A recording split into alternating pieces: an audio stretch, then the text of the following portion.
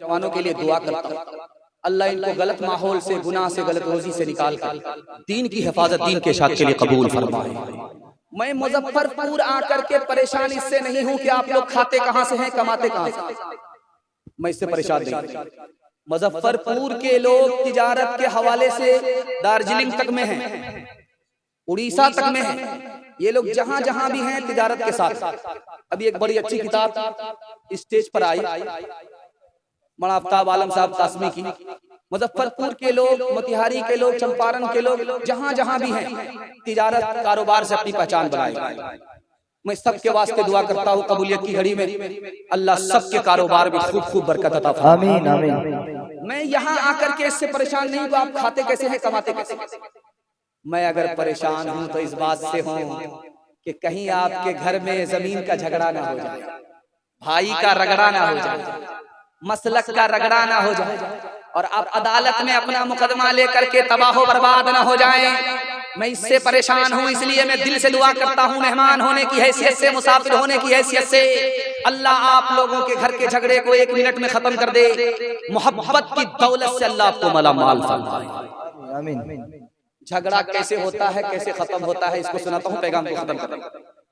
झाड़ फूक करने वाले के पास आदमी आकर के बोलता है मेरा बेटा जेल में है, एक तावीज दे दो ताकि जेल से छूट जाए। तो झाड़ फूक करने वाले ने पूछा कि तुम्हारा बेटा जेल किस जुर्म में गया? कहा किसी को ठोक दिया था, गोली मार दिया था। अब दिल पर हाथ रख करके बताइए कि तावीज का फायदा होगा? झाड़ फूक करने वाले के पास आदमी आकर के बोला कि मेरे घर में खुद ब खुद आग लग जाती है, घर जलकर राख हो जाता है, पता नहीं चलता किसने लगाई, कहां से आग आई। तो झाड़ फूक वाला दीनदार था, उसने कहा कि दूसरे के ऊपर उंगली उठाने से पहले अपने गिरेबान में मुंह डाल करके देखो, तुम्हारे घर में कोई गुनाह हो रहा है, गौर करो कौन कर रहा है। जब तक वो गुनाह खत्म नहीं होगा तुम्हारे यहाँ आग का सिलसिला जारी रहेगा। जब दूसरे पर उंगली उठाने से पहले अपने गिरेबान में मुंह डाल करके देखा, घर में गौर करके देखा, तो घर का जो बूढ़ा था वही दारू पी करके बस था। अब पॉइंट पर आ जाइए, जिसके लिए मैंने आपके लिए जमीन बनाई है वहां मैं लेकर के आ गया हूं।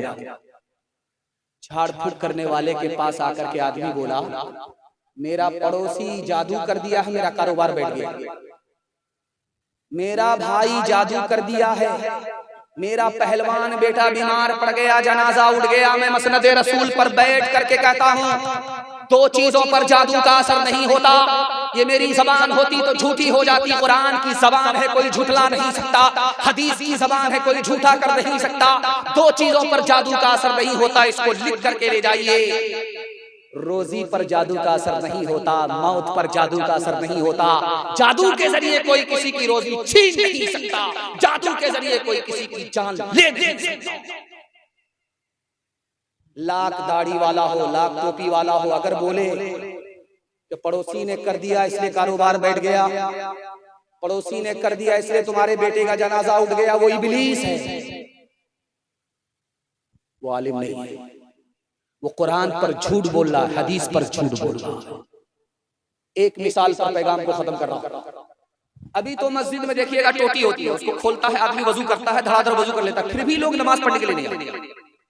वजू करना इतना आसान, पहले कुआं होता था, उससे खींच करके लोग ठंडा पानी निकालते थे, सर्दी में वजू करते थे, खींच खींच करके मस्जिद में आ जाते थे नमाज पढ़ने के लिए। सुभान अल्लाह, क्या जमाना था। उसके बाद जमाना आ गया हौज का, हौज से लोग वजू करते थे तो कभी कभी छपकली गिर जाती थी हौज में। जब वो डूबने लगती थी तो वजू बनाने वाला उंगली के सहारे से उसको बचा लेता था। और कभी कभी उस हौज में बिच्छू गिर जाती। जब वो डूबने लगे तो एक मुक्तदी ने, नमाजी ने उंगली का सहारा जैसे ही दिया, उसने डंक मारा, इसने हाथ खींचा। फिर उसने कि ये मासूम और ये नादान, इसको क्या पता कि मैं इसका दोस्त हूँ, दुश्मन नहीं हूँ। फिर उंगली बढ़ाई, फिर उसने डंक मारा, फिर खींचा, तीसरी बार बढ़ाया, फिर खींचा, फिर डंक मारा, चौथी बार बढ़ाया, फिर डंक मारा, फिर खींचा। ये बढ़ाते रहे, वो डंक मारता रहा। उस जालिम को पता ही नहीं कि मेरा दोस्त कौन दुश्मन कौन। तो एक नमाजी ने कहा कि मर जाने दो उस जालिम को, खबीस को, जिसको भले बुरे की तमीज नहीं है। उस आरिफ ने कितनी प्यारी बात कही, आपके दिल तक पहुंचा रहा हूं, भाई भाई का झगड़ा खत्म। उसने कहा यार ये बिच्छू बुरा है, बुरा होकर के भी बुराई नहीं छोड़ा, मैं भला होकर के भलाई कैसे छोड़ सकता हूं। हाथ उठाइए, वादा कीजिए अपने भाई को माफ करेंगे, बदला नहीं लेंगे इंशाअल्लाह। पड़ोसी को माफ करेंगे, बदला नहीं लेंगे, हाथ उठाइए इंशाअल्लाह। दामाद बेटी के झगड़े में दामाद सीधा जेल जाएगा इंशाअल्लाह। एक से एक मिले तो कतरा बन जाता है दरिया, एक से एक मिले तो जर्रा बन जाता है सहरा, एक से एक मिले तो राई बन सकती है पर्वत, एक से एक मिले तो इंसान बस में कर ले किस्मत। एक अकेला थक जाएगा मिलकर बोझ उठाना, साथी हाथ बढ़ाना, साथी साथी हाथ बढ़ाना। मेहनत अपने ले की रेखा, मेहनत से क्या डरना, कल गैरों की खातिर किया अपनी खातिर करना। दुख भी अपना एक है साथी, सुख भी अपना एक, अपनी मंजिल सच की मंजिल अपना रास्ता देख। एक अकेला थक जाएगा मिलकर बोझ उठाना, साथी हाथ बढ़ाना, साथी साथी हाथ बढ़ाना।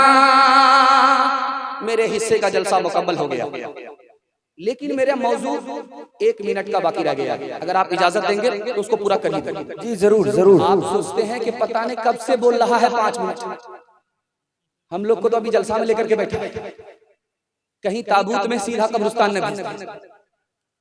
खैर 1 मिनट का बैठा। यहाँ पर माँ बाप भी बैठे हैं, औलाद भी बैठी हुई है। माँ बाप में औलाद में फर्क दिखा रहा हूँ, 3 फर्क है, इसको ध्यान से। कोई औरत अगर गाल पर हाथ रख करके घर में बैठी रहे, समझ जाइए इसको सदमा है। गाल पर हाथ बैठी हुई है, बहुत बड़ा सदमा। रिश्तेदार ने पूछा कि चांद जैसा शौहर मिला, जन्नत जैसा घर मिला, फिर भी कौन सा सदमा।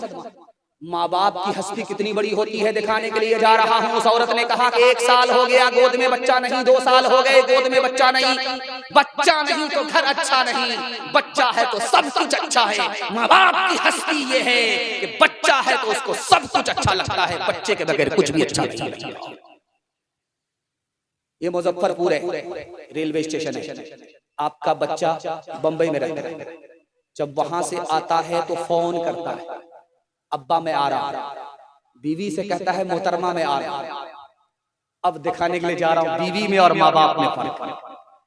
जब वो मुजफ्फरपुर रेलवे स्टेशन उतरता है तो सुबह हो जाती है, घर जब पहुंचता है तो बीवी खर्राटे ले रही है, बेखबर सो रही है। बूढ़े माँ बाप जाग करके अपने मुसाफिर का इंतजार कर रहे हैं। माँ बाप में और बीवी में फर्क है। तीसरे नमूने को ध्यान से सुनिएगा।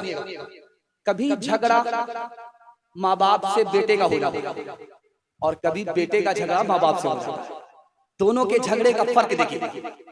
माँ बाप से जब झगड़ा होता है बेटे का तो माँ बाप खफा होकर के घर छोड़ करके भागे, सुबह को भागे शाम में लौटे, शाम में भागे सुबह को लौट गए।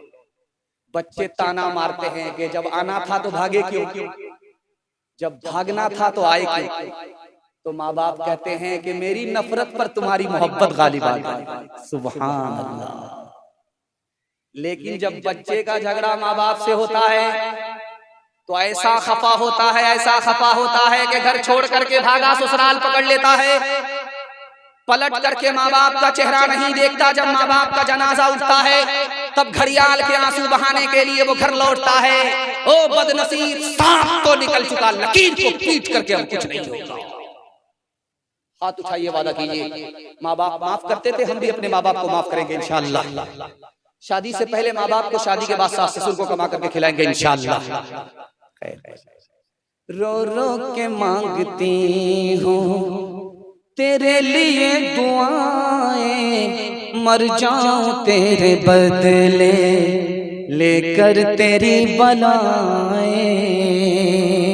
जीवन मिटा के जीवन तेरा बचा लूं, दिल में तुझे छुपा लूं, ओ मेरे लाला जा, तेरे लिए हूँ पागल, आखिर को माँ हूँ तेरी, जग में रहे तू जिंदा, उजड़े न गोद मेरी। एक बार अपने हाथों दूल्हा तुझे बना लूं, दिल में तुझे छुपा लूं, ओ मेरे लाला जा, ओ मेरे दिल के टुकड़े, ओ ममता के प्यारे, सुन ले के तेरी माँ है जिंदा तेरे सहारे। माँ से तू क्यों खफा है, आ मैं तुझे मना लूं, दिल में तुझे छुपा लूं, ओ मेरे लाला जा। हर चीज तो मिल जाएगी बाजार में, लेकिन माँ बाप से बढ़कर कोई दौलत न मिलेगी। आंचल जो उठा करके दुआ माँ तेरी कर दे, माँ तेरी कर दे, दुनिया हो या उक़बा कहीं जिल्लत न मिलेगी। तीन वादे पर खड़े हो जाइए, जिंदगी भर के लिए जलसा कामयाब हो जाएगा। हाथ उठाइए, वादा कीजिए, अल्लाह की इबादत करेंगे इंशाअल्लाह, रसूलुल्लाह की इताअत करेंगे इंशाअल्लाह, मखलूक की खिदमत करेंगे इंशाअल्लाह, बहन से ज्यादा साली पर मेहरबान होंगे इंशाअल्लाह। किताबों से नवाजों से नजर से पैदा दीन होता है, बुजुर्गों की नजर से पैदा नहीं सीखा इन्होंने दीन रहकर शेख के घर में, पले कॉलेज के चक्कर में, मरे साहब के दफ्तर में थे, केक के चक्कर में तो रोटी भी गई, बड़ी शेख की ताक में थे तो छोटी भी गई, न मानी बात वाइस की, थे पतलून के चक्कर में तो लंगोटी भी गई। वाखिर दावाना अनिल हम्दुलिल्लाहि रब्बिल आलमीन।